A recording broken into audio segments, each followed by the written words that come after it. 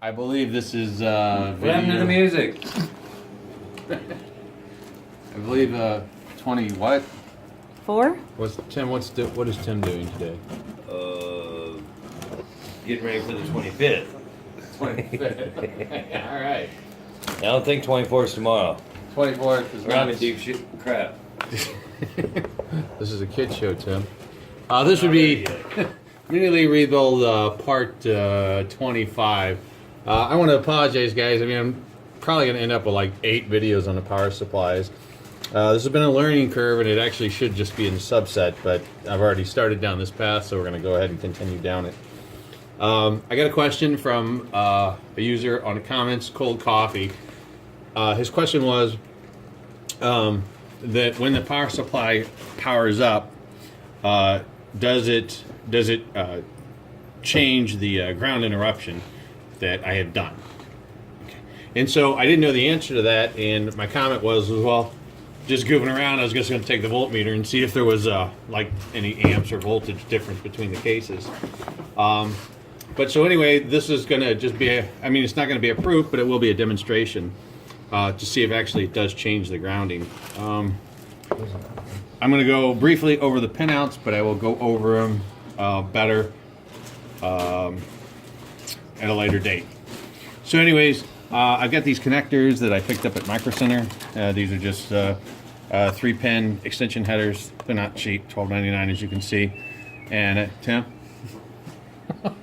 What? I don't know what you're talking about. All right. So anyways, 3-pin extensions. And, okay, I've lost my train of thought. Okay. And you're going to show them what those do. I'm going to show them what they do. Okay, so actually it'd just be best if I draw. Tim, I don't know how many times I got to tell you, if you're going to keep messing with me, I'm going to have to cut you off here. All right, there's a row of pins, and oh, thank you, thank you. I think there's 6 across, 1, 2, 3, 4, 5, 6, and there's 4 high. And these instructions are on the internet. Just Google your power supply pin out, and you'll see it. Oh wait, but okay, I guess I am going into detail here. These are, hold on, A, B. I should probably know this before I actually do a video on it. What do y'all think? All right, to make this simpler, I got some direction. My director, producer, videographer, not Tim. Quiet now. Had found the web link, and it's an RC group. If you could show them the URL there, and then the picture. All right, so take a look at the URL. We had some technical difficulties. It may have involved a cat, or it may not have involved a cat. Alright, so if you look at the picture and the pin out here, I'll move the mouse around. I can't remember columns and rows, and I don't know this stuff. But if you connect this pin and this pin and this pin, the blue, that will turn the power supply on. And but the fan comes on full speed. Then if you actually connect these pins to this pin, it'll actually slow the fan down.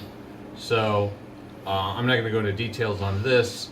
But the guy has a schematic here on this page, RC Groups forum show thread, and I'm not going to read the rest. I just have to pull it out, or maybe I'll link it in the comments.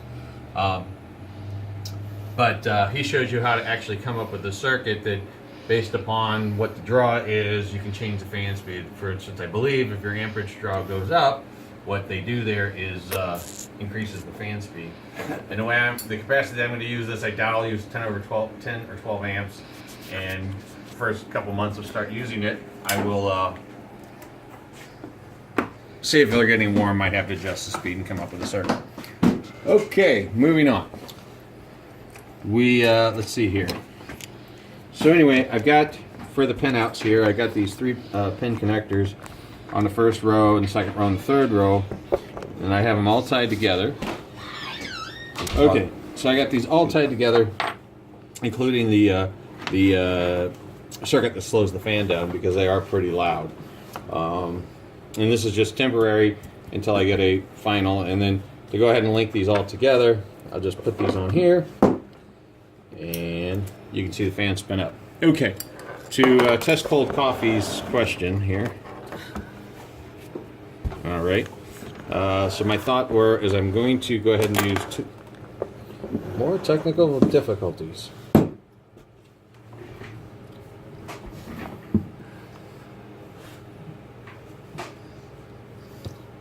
Nope. Still not working. All right. Let me get this thing on a solid on and we'll come back. All right. Finally, after some technical difficulties, I used an alligator clip here and got it all working. And I got the voltmeter on the left connected to the power supply, and some more technical difficulties here. Hi, Larry. I'm sure that's technical. Okay, so I'm going to check both sides. First thing I'll do is I'll go ahead and I'll use the right three are positive and the left three are negative. Go ahead and plug this in, make sure this voltmeter's working. Just tap it there. Hands.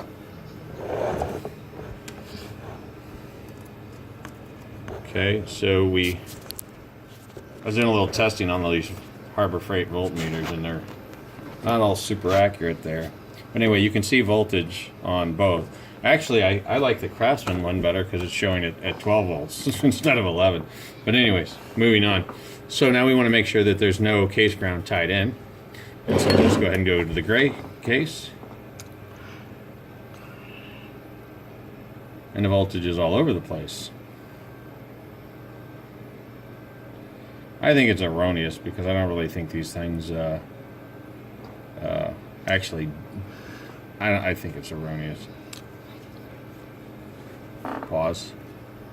I got the Craftsman, which actually has a better name, although I think these are both probably produced in the same factory.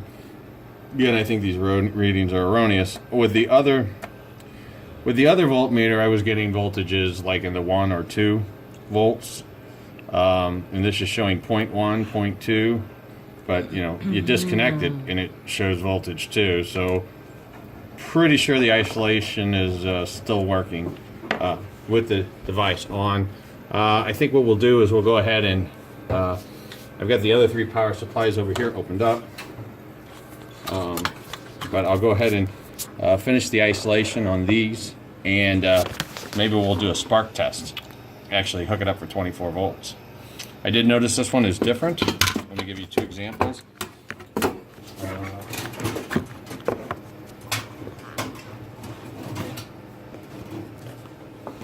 Okay. This fan connector goes down here on this one, and this fan connector connects on the board here. Now, just to show you the part numbers, they are different. So if you look at the top one here, it just says the Z750P-00. However, if you come down to this one, it has this part number, the 7001452-J000, or the same part number as here, the Z75P00. So this is probably just a revision change. Probably won't be filming it, but what I will be doing is testing and making sure that the same lug is indeed a grounding lug. I won't be going through all of that, but I will give you the answer. Alright, okay, so I'm going to start working on isolating the rest of these transformers. On this other one, the sub part number here, this is the one that shows just the single part number. This is probably the older style. On the newer style, these boards are separated here. This is just a solid board that goes from all the way to front to back. It's got the glue on it. And the ground lugs that I noticed on this specific one that are tied to ground, this one is not, this one is not, this one is, and this one is. And if you look really close, you could see the, this is the solid green, the conductive. This lighter green is the conductive. This darker green is non-conductive. And so then this lug, and you can actually probably just trace the board over somewhere, but this is definitely connected. So I'm trying to figure out a way. I mean, I know I can take this screw out and take this lug out. I'm trying to figure out a way. I have these little rubber washers here. I'm thinking maybe if I put these in there, but I don't know how much vibration they'll hold up to. So anyway, I just wanted to show you the challenge. I don't know if I should go back and just try to get the other style or kind of modify this. So that's where I'm stuck with. I'm going to pause now, and then we're going to do a 24 volt test here in just a minute. Okay. What we decided to do is I'm going to return those other two power supplies. They have a pretty good selection there, and I think I can just go ahead and go with the 4. And I was just testing for the ground isolation, and I know this is a spaghetti mess here, guys. Try to clean this up as clear as possible. But so here's the logic circuits here and here, the logic circuits, and as you can see, I mean, the voltage is jumping. The two cases are actually touching, and I've got the negative on case 1 and the positive on case other. If I didn't have ground isolation, I would have voltage. A little bit what I did off screen was, if you see, I have a pin connector here and a pin connector here. And just to get all of these pins all tied together, I took these just two brass blocks and set all 8 pins in between them and went like that, you know, just to get them all connected. And what I've discovered is there's some bleed over in the logic circuits, so cold coffee is kind of right. And I'm going to go ahead and demonstrate it right now. Now we're not going to get shocked because or sparks because I don't have the positive connected to the negative.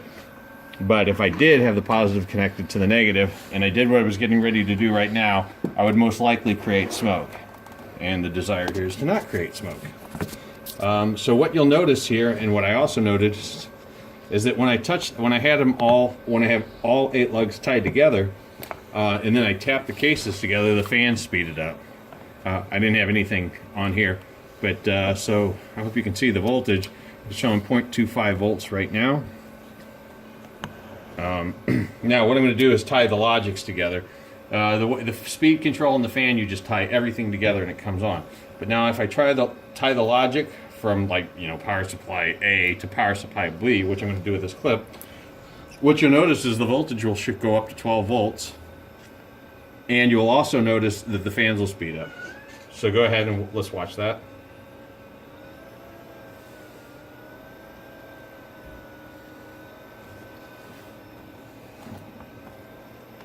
Well, I am hearing the fan speed up, but I'm not getting the voltage. Oh, I think I don't know if one of my pins fell out here.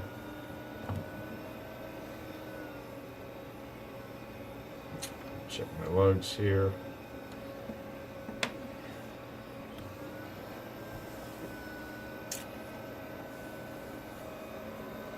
Oh, I am getting the fan speed to go up, but I'm not seeing the 12 volts that I've seen before. Oh, it just did show the voltage there. I think I got a loose wire here.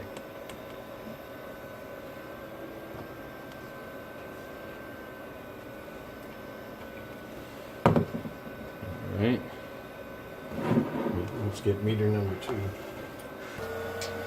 As you can see, my wiring is not great. This is just, you know, test set.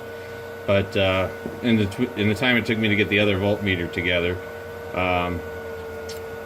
it kicked up the fan speed. Now when I separate the logics by pulling this, what you notice is the voltage will drop to nearly 0 and the fan speeds will slow down. Okay, so what does this all mean? This just means that the logic switches, tying them all together, they can't all be tied together. The logic cannot be tied together. We'll have to use a dual pole, dual throw, and we'll put logic on one and logic on other, but they cannot touch each other. So as I mentioned, cold coffee was right, and not for the reasons that I was thinking he was asking the questions, but he is in fact correct. The logic has to be separated. This probably has something to do with these power supplies being designed for servers, and they're redundant. So, you know, one should not affect the other. If one totally blows up, the other one should continue to work. And in a way that I am trying to use them, they are, I'm kind of trying to use them together. So anyways, I know this is going to be kind of a long video, but I think I want to go ahead and not close it out now. I want to go ahead and get this over to the lathe with a new power supply. Maybe not bundled up perfectly, but just demonstrating the power supply is running the lathe. All right, so let's pause. All right, here's just an update here. This is how I'm going to deal with the remote power here. Let's see here. These 3 lugs here. Let's see here. Make sure you get your power on plug. That's soldered, and that is soldered. And I've got that pulled away, and then that lug right there. I've seen people solder on the front too, and I know that's going to be messy. And I just didn't want the messiness to be obvious, so I decided I was going to put it on the board. So what I'm going to do is get these away from the other data pins and hot glue gun them so they don't move around. And then I'm bringing the cable through the screw standoff that I disconnected. And then I can have the remote power on the other side of the board, which will be here. And again, it'll be a dual pull, dual throw situation. You connect these 2 leads together and the power supply will come on. Spending so much time on this thing. Wow, this is really frustrating. Definitely it's a learning experience. I will definitely say that. I just got shocked too. I had my stuff unplugged, but you know, capacitors hold a charge. And I'm kind of getting a little impatient, so I'm going fast. So it was a pretty good shock. Anyways, I'm going to go ahead and do both of these, and I'm going to get that lathe running on this thing tonight, or I'm going to make smoke. One of the two. All right, I'll pause and we'll be back in just a little bit. Okay, back again for the correct soldering configuration.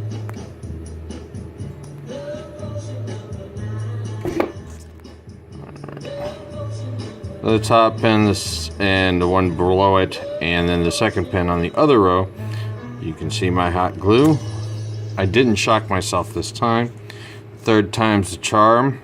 Dan, I definitely understand why you get so upset at times, you know, because your brain gets reversed and backwards on things. All right.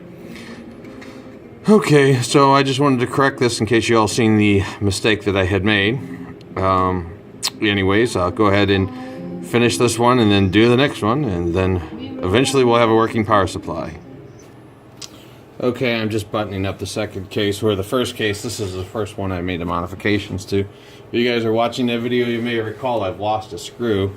I'm still unable to locate it, but I did find a screw that would work, and this is a pretty interesting screw.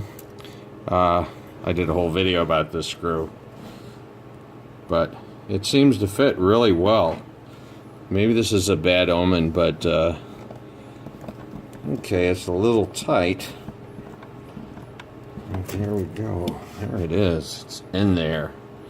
Okay, so power supply 1 is running in the background. I just need to pull back these wires a little bit, and we're going to make some smoke.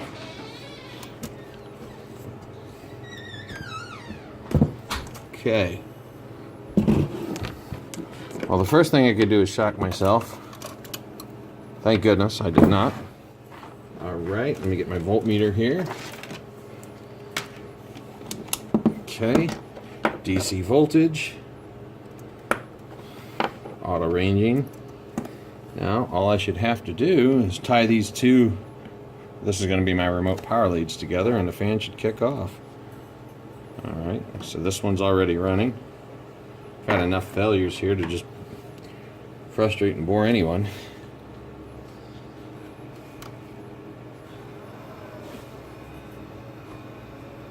My miswiring from just a previous couple pauses back was that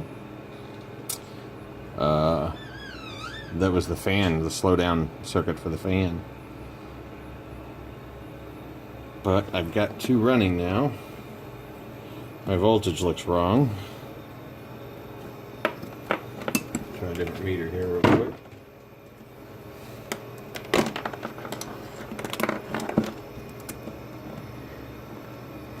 If anybody wants to make a donation for a real meter that's not a piece of... Actually, you know what? I think I have a fluke downstairs in the basement. I ought to get that sucker out.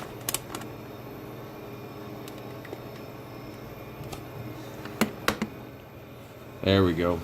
11.92. Okay, awesome. I actually ought to get the fluke and test the voltage against the fluke to see how well, because I know that the Craftsman and the Harbor Freight or the Syntec are definitely different. Alright, so I've got some cleaning up to do in the garage. Well, let's go ahead and do this one test.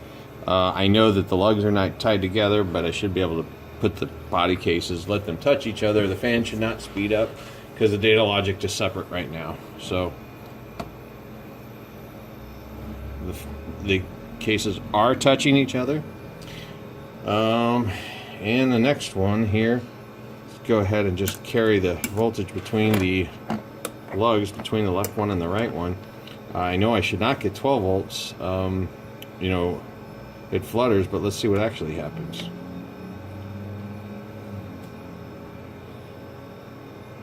I don't think that's a real voltage there. I don't honestly believe it.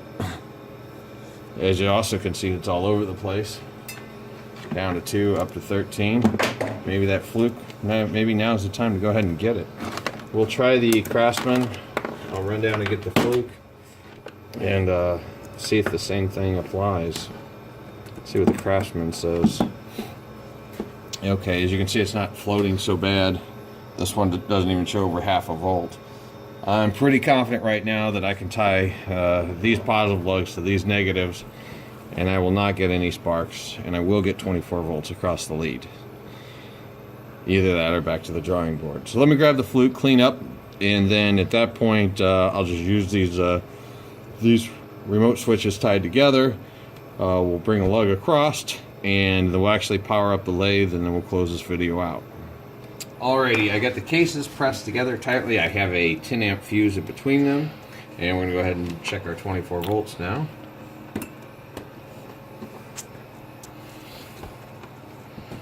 Oh, I'm going to go on the 200 volt scale.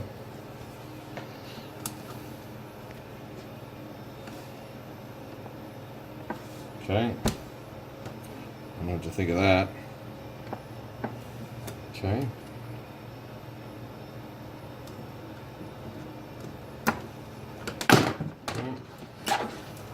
Another voltmeter. I said I was going to get the fluke, but believe it or not, I don't have a fluke. I thought it was one. Okay. Negative. 12. 25. Okay. 25 volts DC. Yay! Yay! Oh, they're not touching. Alright, my director's telling me they're not touching. Blech! Pop! Okay, they are touching. And I got 24 volts. Okay. Wow. Fantastic. Oh my gosh. Okay. So, let me reach around here. These are my leads, and just for testing, if I don't go over 10 amps, and these would just kind of fit in here a little bit, which I think they'll fit good enough for a test. Alright, let's move on over to the lathe. We'll pause it, move the rig over to the lathe, and let's let her go. Okay, got the power supplies in and running on. I'm going to go ahead and turn these, and I've decided that this is the last transformer video that I'm going to do, power supply video. I'll clean the wires up, but I'm not going to do any more videos on it. I think maybe it'd be a good idea to leave this fuse here. Maybe I'll put a 20 amp in, and this is just where I can put my DC in. I leave my fuse, but this is it. I'm really done with power supply videos. This was kind of a real sidetrack from what I was trying to get accomplished. See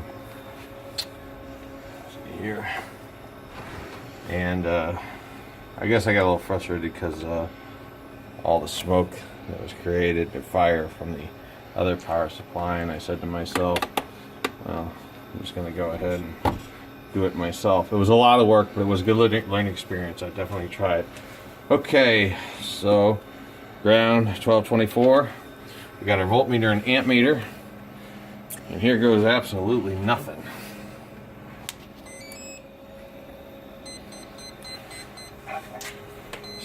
So it's on 23.8 volts. And then we've got the capability here again of, what is it, 62.4 amps. I don't think we'll use anywhere near that.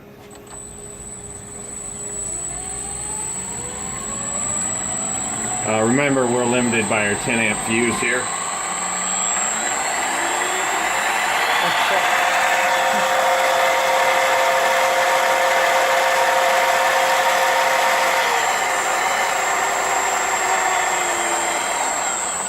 Alright, YouTube, thanks for taking the time to watch this video. I don't know what the final length will be. I want to thank my videographer. I definitely know why editing is important, because what you can do is take out all the mess ups. I'm just going to leave them all in. And not all of our videos are awesome videos. I got a feeling that this is not going to be a great one. But you might be able to tell how down I am. If anybody can give me any kind of encouragement at all, I would certainly appreciate it. If you want to subscribe to my channel, Cold Coffee, thank you very much. I may have made a horrible mistake had I not tried to understand what you were talking about. Alright guys, thanks and have a good evening.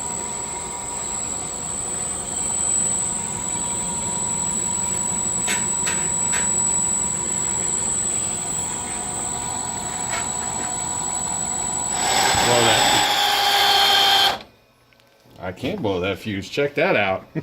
All right.